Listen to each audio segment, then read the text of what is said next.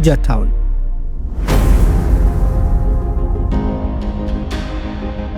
Best known as the home of Jomo Kenyatta University of Science and Technology. For most people, this is where the story ends, but Juja carries a far older and far strange history.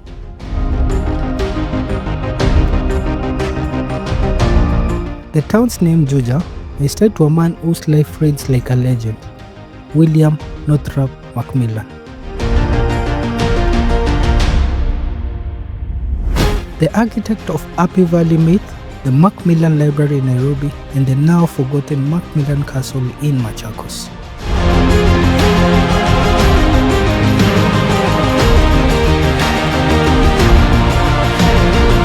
At the height of colonial Kenya, McMillan owned an enormous 19,000-acre farm in this area.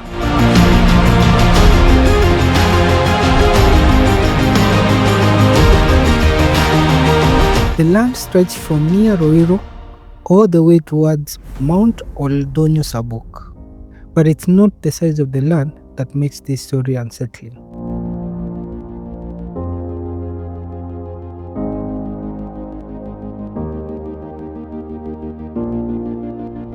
When McMillan arrived in Nairobi in 1900, he carried with him two statues acquired in West Africa. He had been warned never to part with them, and that if he did, he would perish at sea.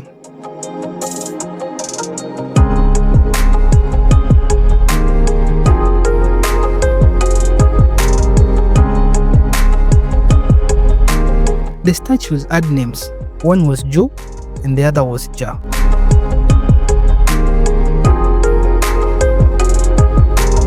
Against colonial regulation that limited land ownership to 5,000 acres, McMillan somehow acquired all 19,000 acres.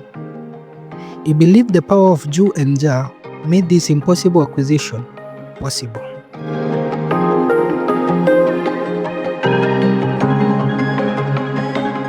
In their honor, he named his land Juja, and it became known as Juja Farm. Soon stories began to spread, and locals spoke of strange powers and dark energy surrounding the farm.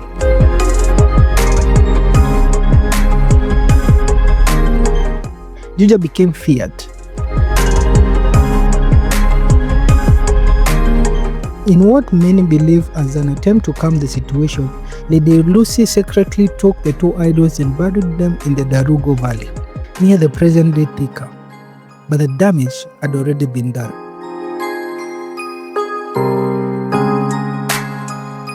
The name Juja remains, and with it, the memory of the place's original name, Weru and Darugu, meaning the Prince of Darugu, slowly disappeared into history.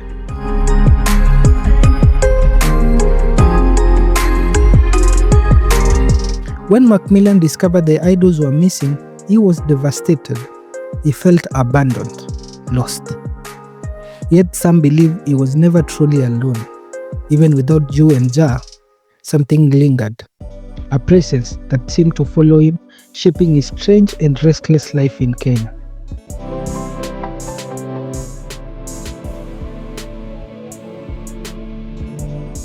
The idols were never seen again, and to this day, many believe they still lie hidden somewhere beneath the soil of Juja.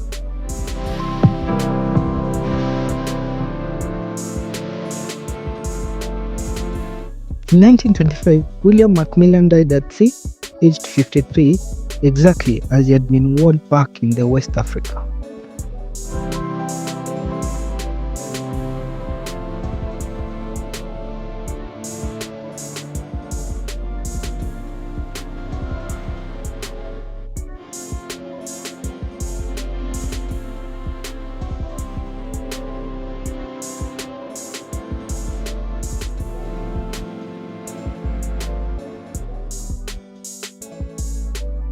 Originally, Juja was an agricultural area and was known for coffee, sisal farming, and also as a small trading center.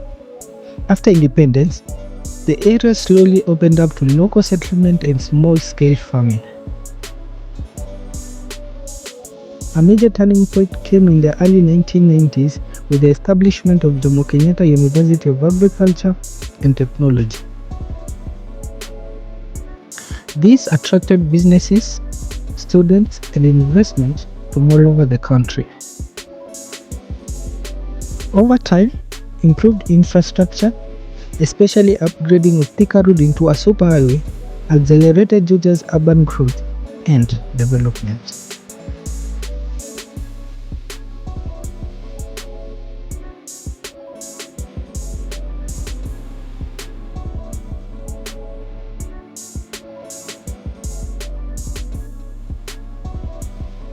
What was once a quiet agricultural zone is now a busy university town with supermarkets, hostels, apartments, and expanding commercial buildings.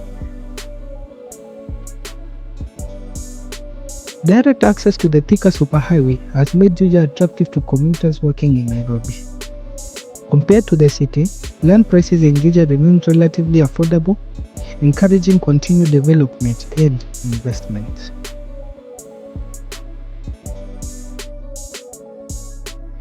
This steady growth is shaping Juja into a key urban center within the Nairobi metropolitan region.